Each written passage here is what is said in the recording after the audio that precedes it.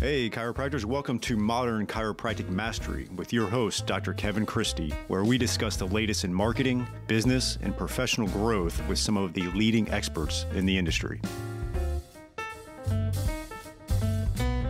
Welcome to another episode of Modern Chiropractic Mastery. This is your host, Kevin Christie, and I am excited to bring our podcast resident psychiatrist onto the show again.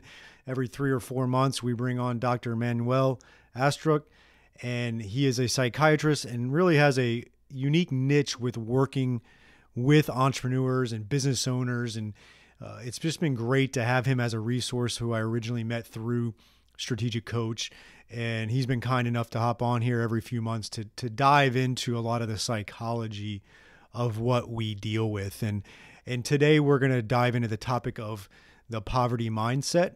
And I want to set a little context. You know, I know we've talked a lot about finances and money recently over the last few months, be that because of maybe the economy or inflation, or, you know, I've just noticed talking to so many chiropractors that it is the 800-pound gorilla in the room, and we're trying to really create thriving chiropractors. And the reality of it is feeling good about your finances helps you thrive in many ways. And it really does help you serve your patients better.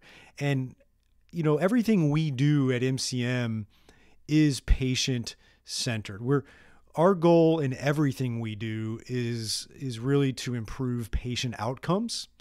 And there's a lot of things that go into patient outcomes. So if I'm talking about patient adherence, that improves outcomes. If we're talking about report of findings, that improves outcomes. If we're talking about team trainings and having a staff around you and being able to afford that improves outcomes. You know, if we're having people on about clinical efficiency, that improves the outcome. So everything we're doing is to be patient-centered and to improve patient outcomes. And if you're struggling financially and you're not able to really put the team around you, or you're worried about your personal finances, that seeps into your day-to-day.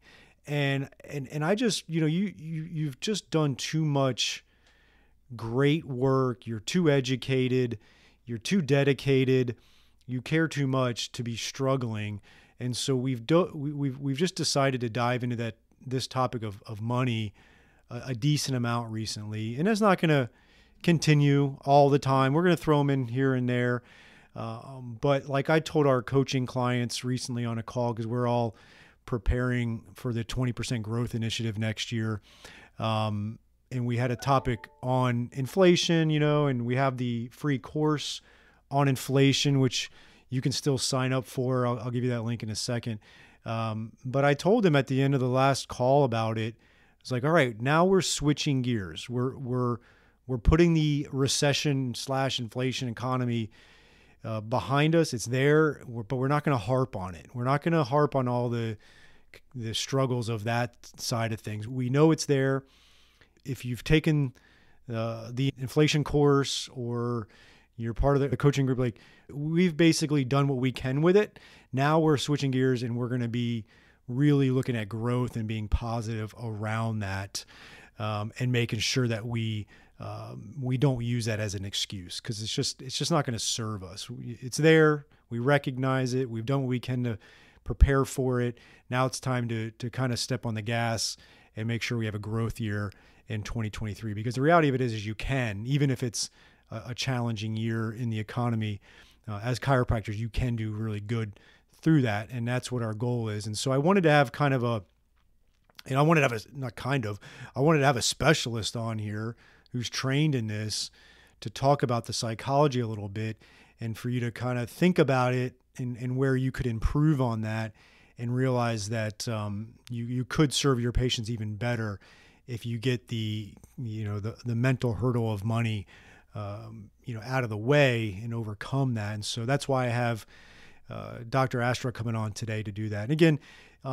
if you do want to sign up, it's still available. The free 6-lesson course. It's easy to digest, really good information in there. Just go to bit.ly, bit.ly/MCM inflation, And it's in the show notes as well. You can click on the link to get to it quickly, sign up for it, do that. That'll really help set the foundation for you. And then you can grow from there. Okay. So I just wanted to give you that understanding, like everything we're doing is patient-centered, but we are willing to have the difficult conversations on this podcast and maybe talk about things that are challenging and not so sexy, right? All right, here is my interview with Dr. Manuel Astruc. All right, welcome to the show. Got Dr. Manuel Astruc on the call again today. Kind of every 3 or 4 months, we're going to have him on just to kind of dive into the psychology of the entrepreneur. And today we're going to actually talk about a few things, but one of them is going to be that poverty mindset. He sees it with entrepreneurs of all ilks, but doctors as well, and even his colleague in his field of medicine as well. And so we're going to dive into a lot of that. But before we do, we're having a little bit of pre-chat, and you've already introduced yourself on the show a couple times. So I'm going to get a little more targeted on our intro here. You recently wrote a new book. Tell us the title. Tell us the concepts and goals of it, and who would that be for? Thank you very much, Kev, for the introduction here. The title of the book is Happiness Rules. Beat burnout, embrace happiness, become a better entrepreneur. And I've been working on it for several years. I had the idea for it years and years ago, and it was just finding the right time and place to be able to invest into actually getting the book done. And what I wanted to do was, I'm a psychiatrist in private practice, and in psychiatry, we don't self-disclose. That's just kind of the standard of care. There's very good reasons for it. But I think that it can be helpful to have a platform where I can talk about the fact that even though I'm a professional and I'm the one that helps people, I've suffered from burnout. I've had problems with alcoholism. I've had problems with depression. And when I'm coaching, and especially with the entrepreneurial market, it's so helpful to be able to, let people really know what I've gone through, because as leaders in an organization and as people who are in the helping professions, I know it took me a lot of work to be able to ask for help. I suffered for a long, long time in many ways, and before I finally had the courage to step up and get the help that I needed. Yeah, that's courageous, and it's it's conversations that need to be had. I was actually listening. I think it was last week. It was Lex Friedman's podcast, which is a very popular podcast. He has a lot of great guests on there, but he had one entrepreneur on there, and I'm not going to remember his name. It's a pretty complicated name, but he was early on in Facebook. He's essentially a billionaire entrepreneur now. This guy that Lex Friedman was interviewing, super successful, great family life now, the whole 9 yards. Obviously, he's a billionaire, so he's doing something right. But he was actually talking about on the podcast, he has a proactive every Monday counseling session with a psychiatrist that really focuses on the stresses of entrepreneurship, business owner, all the different things that come with it.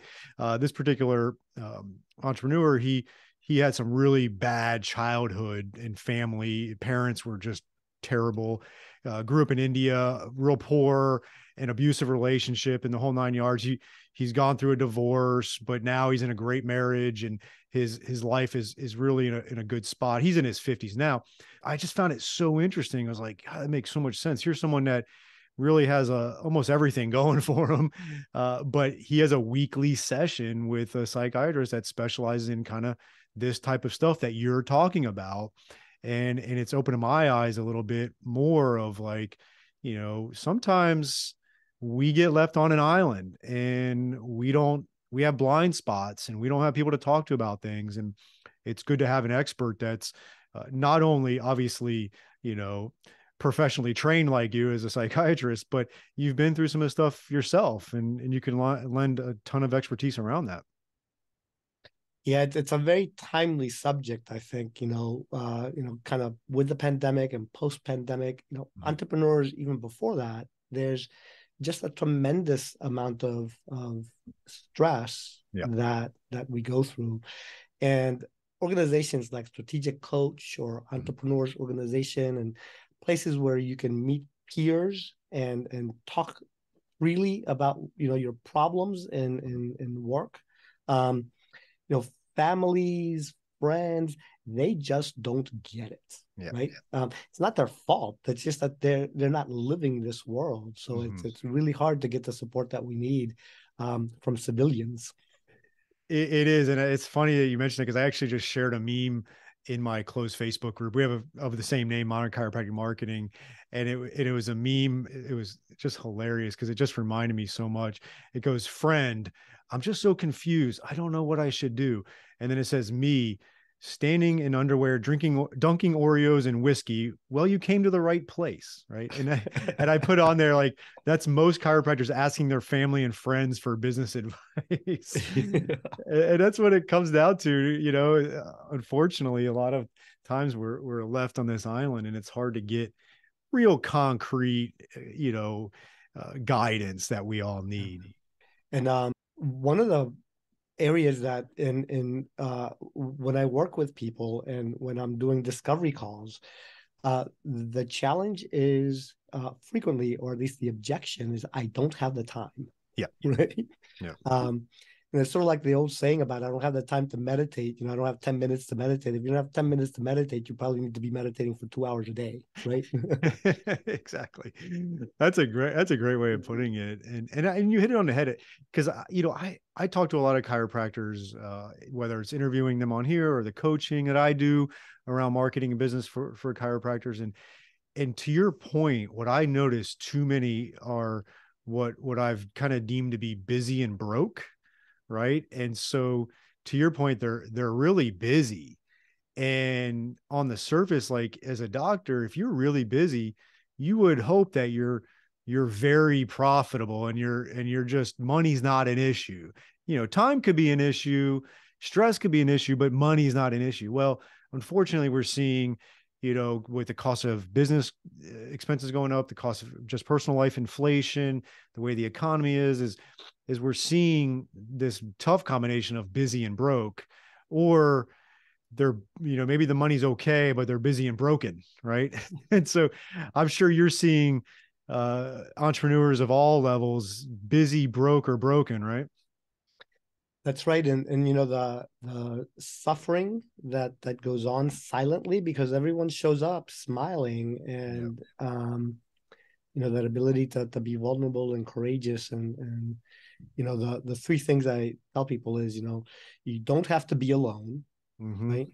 Right. Change is possible, and there's always hope. Right. Yep. But you can't just be trying harder to make things different. You got to try different to make things different. Yeah, that's a great way of putting it. I just had a call with a client today, going kind of onboarding call, and I was like, we can do more of the same thing you've been doing, and you're just gonna be more frustrated, right? And so sometimes we got to really look at it differently. It could be hard. That could be the hard thing to face up to, right? Yeah.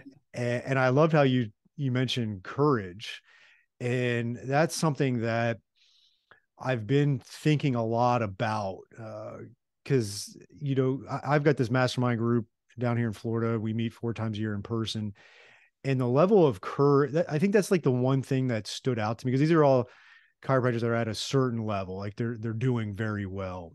And the thing that stood out to me, especially after this last meeting, as it all kind of culminated, was there was a lot of courage in that room. And there's some undertakings that they're doing or decisions they made 10 years ago that were courageous, and it set them on a great path. But that can be hard, right? Like it can be hard to overcome that and have the courage to make difficult decisions in one's life, personally or professionally, right? So very true. Dan Sullivan's 3 C's, right? So when you're taking on a new project, the 3 C's are, first you commit, then you have the courage step because you don't know what you're doing. Yep. At some point you get the capabilities, and then you get confidence. Yep. Everyone wants to get the confidence first, but what he says about the courage step is courage never feels good. Yeah. Yeah. And that's what I love, is like, because that it ends up leading to that 4th step, like you said, the courage, and that usually comes last. most people think, like you said, it comes first. And he talked also about where, everybody's got the fear. It's just some will have the courage to overcome that fear and versus kind of running away from it. All right, docs, here is a new opportunity for you from Darcy Sullivan of Propel. She is our SEO specialist in helping out many chiropractors with their search engine optimization and making sure Google is finding you and getting you new patients. It's amazing how many new patients chiropractors can get and are getting when they do the SEO right and a few other things. And Darcy is offering a free SEO workshop just for chiropractors, and you can sign up for that at bit.ly/propelmcm. That is bit.ly propelmcm, modern chiropractic marketing, right? And so check out that link, and we're going to have you go over 5 SEO secrets to owning the first page of Google without buying ads. And Darcy's going to give that free workshop, 1 hour, to really help grow your practice and start churning new patients from the ever mighty Google, which is still king in the online marketing. So check that out at bit.ly/propelmcm for the 1 hour free workshop. I think this is a good time to segue into kind of the real main topic we're going to discuss today. And on some of our previous episodes that you and I've had, people can look back on, we've talked about burnout for sure, and some of those other hard-hitting topics, which I always appreciate that you're able to bring to the table. And we've kind of been talking a fair amount over the last couple of months on this podcast about finances. We're gonna be sprinkling those in here and there, but we're going to kind of transition a little bit into a lot of planning and marketing and stuff like that as we go along. But this is an episode I wanted to make sure I did not leave out. And so for my audience that's been listening, we've been talking a lot about finances, and I wanted to bring on an expert in the psychology of things and the psychology of entrepreneurship.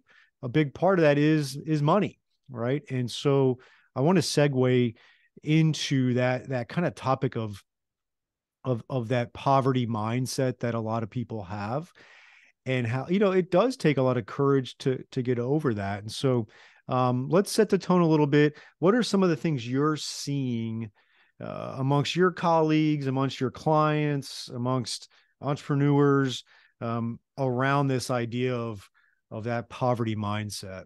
One of the branches, there's people who are staying in poverty mindsets because of fear-based thinking. Yep. And sometimes you stay in poverty mindset because of fairness thinking, right?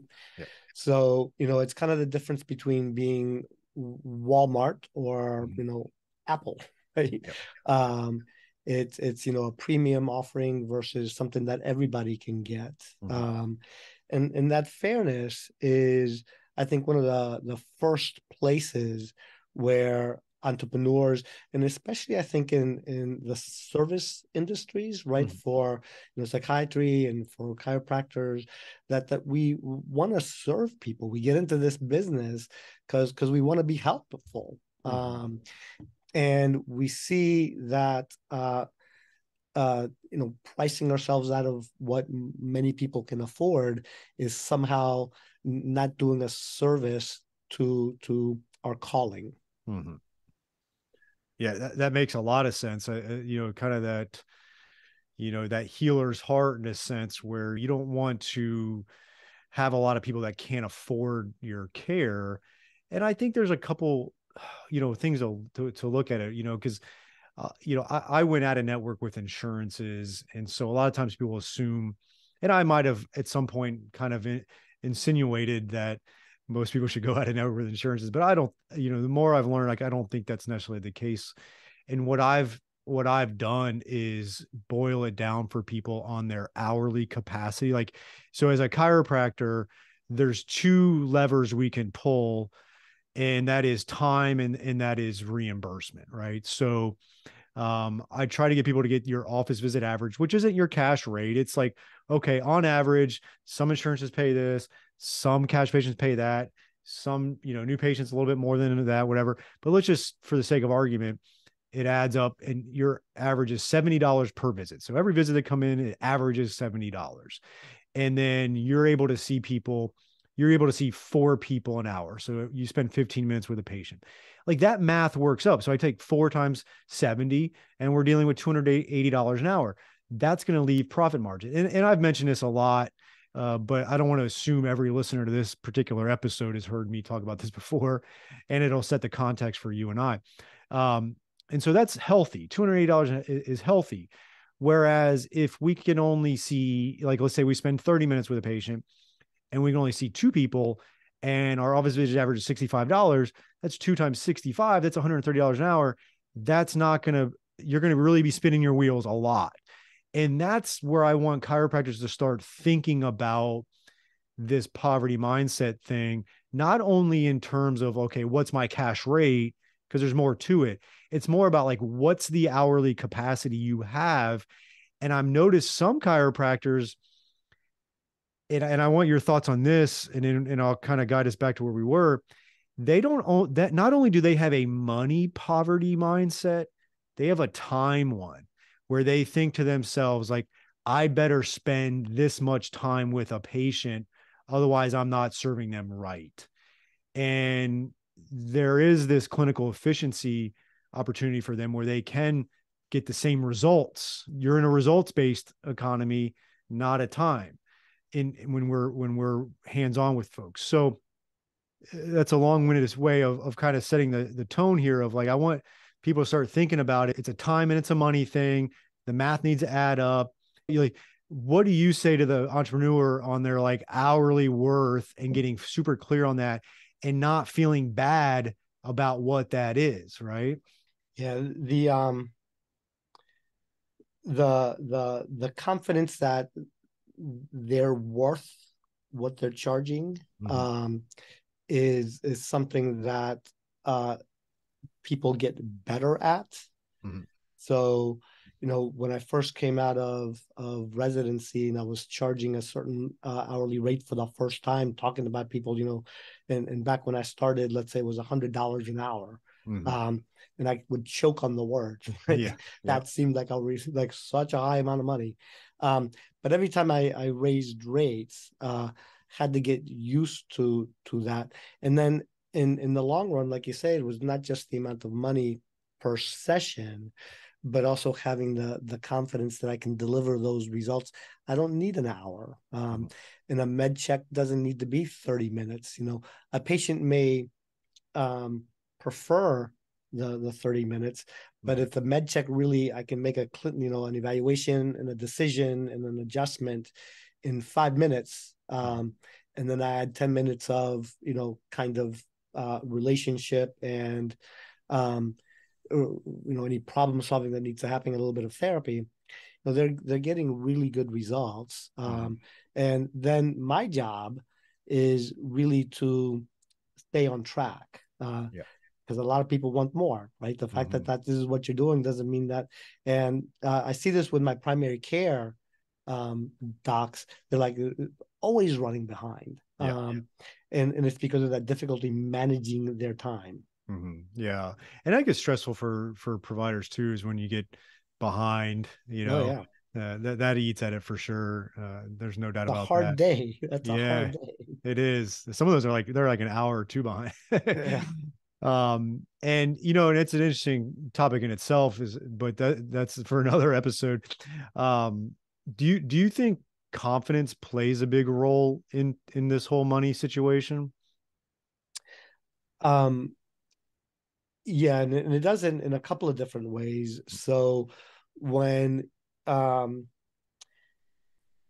you're confident in your abilities as you're as good as anybody in being able to get the results for the patient, you're certainly much more willing to have somebody turn you down.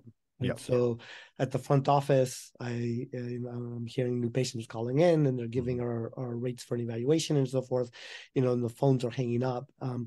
But, I have confidence that I've got the reputation, I know what I'm doing, and the phone's going to keep ringing. Right. So that the patients are coming in even when people are saying no. There's still plenty of people who want that, and our ability to talk to a patient, and they're are questioning. Mm-hmm.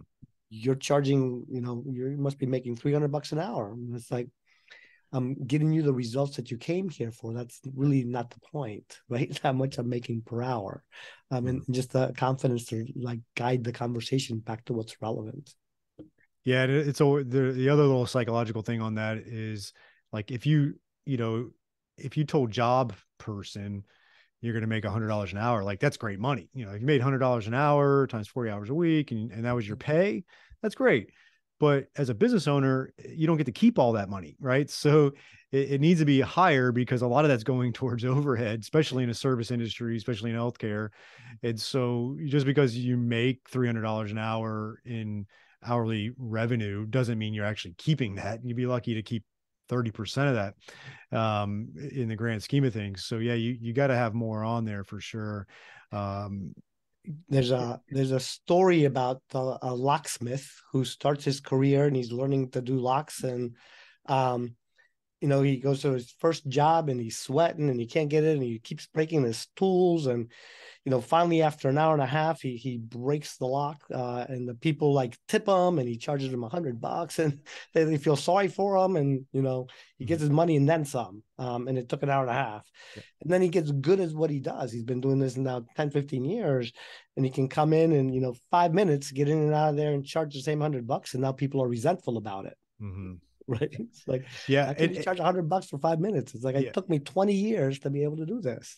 Yeah, you're paying for the all the time, and it's a great point, right? Like chiropractors go to school for 8 years, and there's a ton, and then if you've put some years under your belt as far as clinical care, like yeah, they're paying for your ability to go in like a sniper, figure out exactly what it is that's a problem, attack that area, that issue, get results quickly and efficiently. And that's what you're charging for, is your results. And it does take confidence to do that, I believe. Absolutely. And then the confidence to be able to ask for what you're worth, and have people question it. Mm-hmm. There's also the fear that if you're raising prices or charging for a premium offering, Mm-hmm. that it's going to put people off, that you're not going to be able to fill your calendar with clients. So there's a big fear of pricing ourselves out and losing our practice because of that. That's why I think I do mention to docs, like it can be a step by step approach. Like it doesn't have to be, oh, I'm charging $60 and you go to 100, or it doesn't mean you're spending 30 minutes with patients and I'm going to go to 10, right? Like there can be increments as you go along, but you want to develop a path, a very clear path, in my opinion, to get to at least $250 an hour, if not $350 an hour, depending on where you're at and what your goals are. And you got to, obviously do that. And, another little psychological takeaway from it is, like, there's that saying is, people that pay attention. Right. And I'll get a lot of chiropractors that are very, they're very affordable, like too affordable. And it's very, very low rates, or they're in network with some of the really, really bad insurances. And then they complain also about their patient base. Right. And, and then the ones that are charging a little bit more of a substantial rate or whatever, complain a little bit less, because these people are like, they're paying. And so they're paying attention and they're doing their at-home exercises and they're coming for their visits and like they're taking it seriously. So there's a lot of benefits to getting paid what you're worth as well, because the people that are paying it, they'll value you. There's a old story, probably a myth from somewhere, but there's an accountant who sets up shop, and he wants to provide, good accounting services and tax services for the masses. So he really prices himself at a very low rate so that he can be helpful to a lot of people. Yep. And very soon he's incredibly busy. And very soon he's finding that he's dealing with headaches of people not paying him, and they want the return, but they don't want to pay him, till they can afford it. and he's just, after a while, sick and tired of how busy he is and how he's, being nickel and dime with certain things. Mm-hmm. So he decides he wants to like quit his practice, and he doesn't want to, just quit and abandon people. So he like quadruples his rates, and he says that's Mm-hmm. going to like make everybody leave. Mm-hmm. And he in fact loses a lot of clients. Yep. But what he finds is that he's getting a bunch of new ones, and the people who are willing to pay the premium rate, they're all grateful for the service that he's providing. Thank you so much. And well, of course I'll pay you before I pick up my tax return. They're a different set of folks. Yep. And the way that they've described this is that at those lower rates, he's really engaging with the bottom feeders and the people who are looking for a bargain and are there to nickel and dime. And the premium offerings are for people who are professional, and don't mind paying good money for the results. Yep. It's so true. And to that point, like marketing plays a big part of compelling the right people as well. And there's like an example of Dr. Peter Attia, if you're familiar with him. Yeah, sure. Yeah, he's got a great podcast. And I mean, he's someone on the extreme end that he's positioned himself as an expert, right? And people don't think about it this way, but the reason how he's done that is because of his podcast, right? And so he's positioned himself as this like super credible expert because of his podcast being essentially marketing, right? It's content marketing. And now I heard through someone like you could pay for him to be your concierge doctor. It's like $90,000 a year, right? And so I bet you he's got plenty of people paying him $90,000 a year. And it's attracting a certain type of person, right? That is super health conscious and has plenty of money. And for him to spend the time to do it, he's going to charge $90,000 a year. He's not going to, waste his time for a little bit of money. And the point of me bringing that up is like, if my audience who's listening to this doesn't know how to increase their value to where they can increase that hourly capacity or their rates, is what can you do in your community to position yourself as the expert? What kind of marketing are you doing? How are you the leading health authority in your community? And a lot of them aren't doing anything. And that's why we coach people on doing that, because it works. Like that's how you can drive up your value, and you'll attract a lot of those people that will pay that money for you. And you don't have to feel guilty about it. Like I bet you Peter Attia does not feel guilty with charging $90,000 a year for one person. That's right. And so he's positioned himself as that expert, and he's also niched it, right? Yep. So the niche is longevity. Mm-hmm. So longevity is what he loves to do and to help people with. And the people who want longevity and have the resources to pay for that are able to do that. The person who wants a checkup, once a year, mm-hmm. And to, have the blood work once a year, that's not a good fit. They don't want what he has, and he doesn't really want to deal with the problems that they have. It's completely different offering. But it's positioning and niching. Yep. And to your point, the longevity, because we were actually talking about, it was in our group coaching call where Peter Attia was brought up, and so one of the things that was talked about, and this is something that we were kind of bouncing back and forth. I haven't done much with it yet, but we as chiropractors that mostly in my audience specializes in evidence-based musculoskeletal care, we can really impact our patients' MSK, which just a nice acronym for musculoskeletal for some of we do have marketers on that listen to us as well, but we can enhance the MSK longevity of these folks. Like, that 60-year-old that's playing golf can play golf into 75, or that, father that's, wanting to play with his teenage kids now that's in his early 60s can do that, right? Like there's a lot of things you can improve. And I think it's a great messaging that I haven't taken advantage of yet in my community, but it's something that we're looking at as we plan our marketing for next year on some messaging things. So for our audience, like you could start to position yourself as the musculoskeletal longevity expert in your community, right? And that could be a whole thing of topics that you could dive into. there's so many niches there, right? So you can do it for, autoimmune disease, you can do it for, college sports, like you can become the expert in your area, and really, as you become an expert, um, you're not just getting the premium, but you're also able to draw clients from a wider geographical region. People are more willing Yep. to drive to you, you know. Yep. No, it's great. And the longevity, people will pay money for that, whether it's Peter or Tia or you being able to get them to continue running at 55 or something. Right. So that's awesome. I want to dive into one last topic and I'll let you go, but this is a deep rooted one. And it's something that is kind of my family history. I lived this was, your childhood and your upbringing when it comes to money can set the tone for the rest of your life with this poverty mindset. And I grew up in a very, I would say lower middle class, like middle class, but not on the middle part of that or not on the higher middle. I won't say we definitely weren't poor. Like my dad worked, my mom didn't. And so, she stayed home with me. So if you can do that, you're doing okay.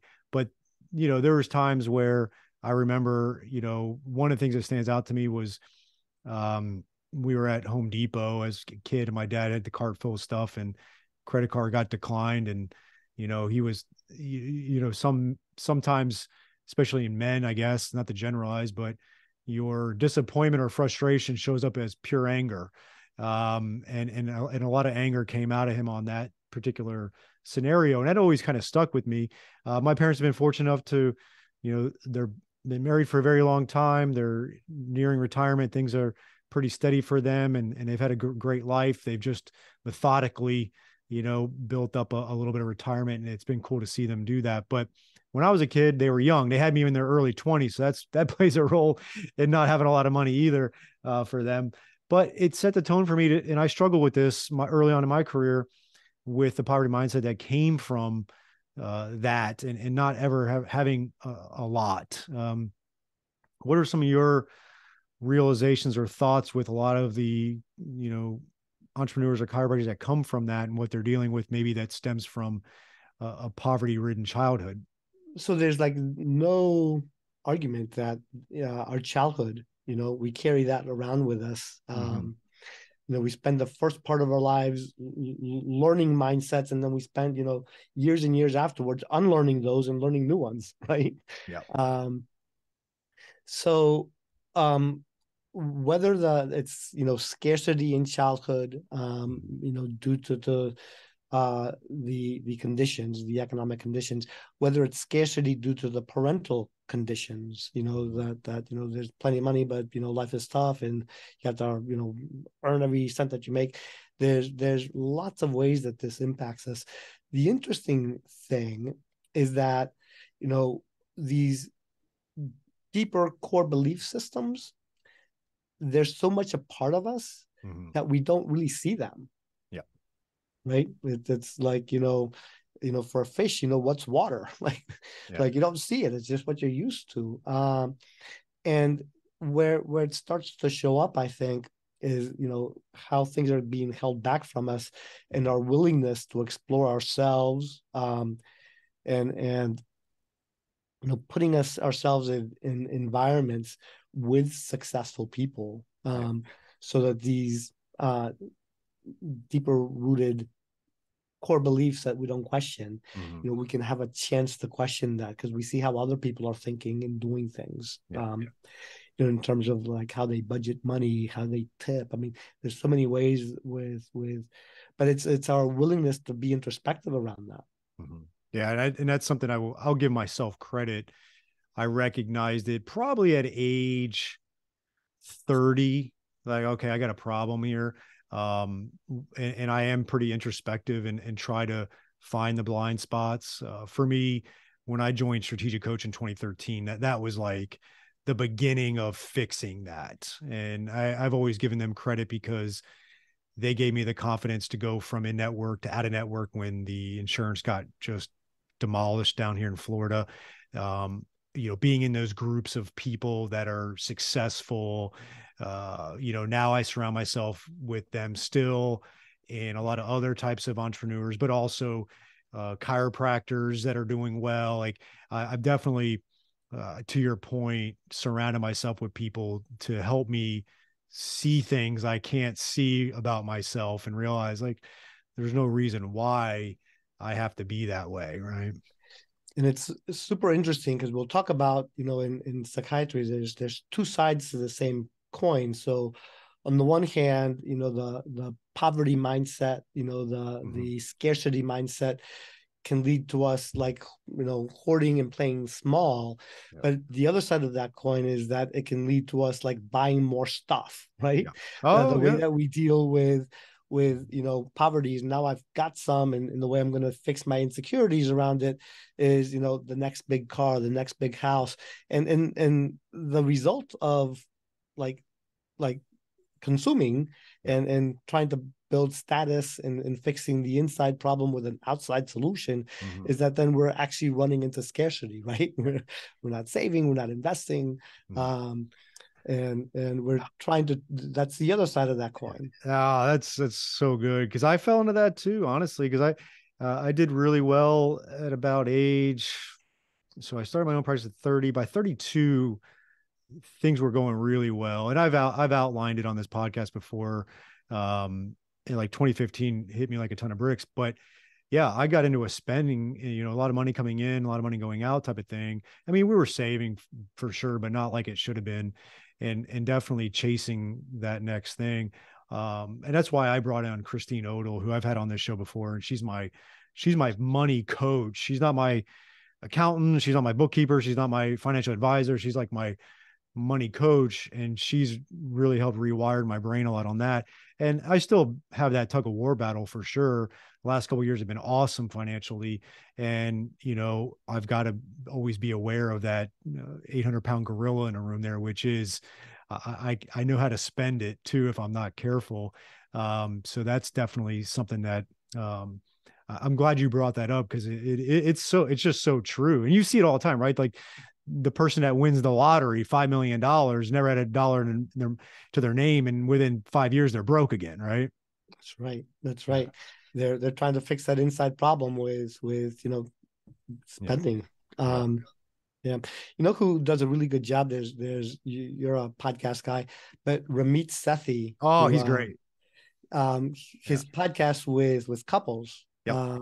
Really, really kind of uncovers, the layers of the onions of people's, kind of money mindsets. It's really something to behold. It is a good one. I remember he interviewed this one couple, and the guy was like a multimillionaire.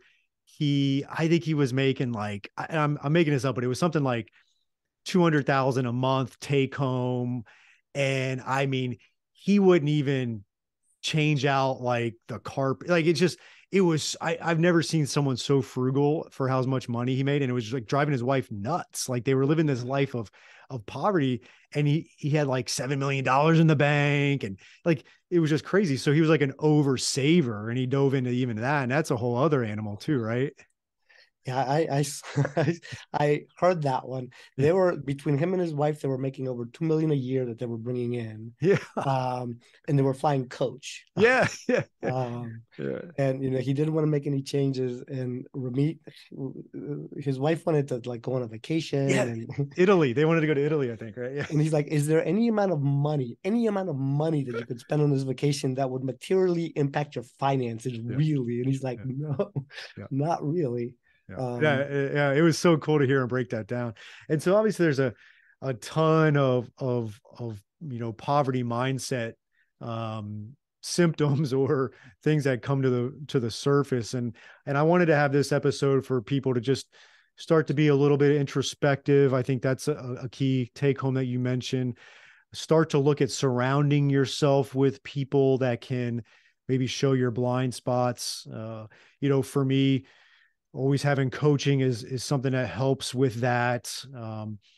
Start thinking about some of the courage that can come around changing it, and just be honest with yourself. I think that's what it takes to really start to make real change, right? Absolutely. And that part of, being around people and organizations that lift you up, that's so important for entrepreneurs. Yeah, it definitely is. And so if our audience wants to find your book, give us the name again. I'm sure they can find it on like Amazon and stuff like that. Exactly. Amazon, all those places. It's Happiness Rules, Beat Burnout, Embrace Happiness, Become a Better Entrepreneur.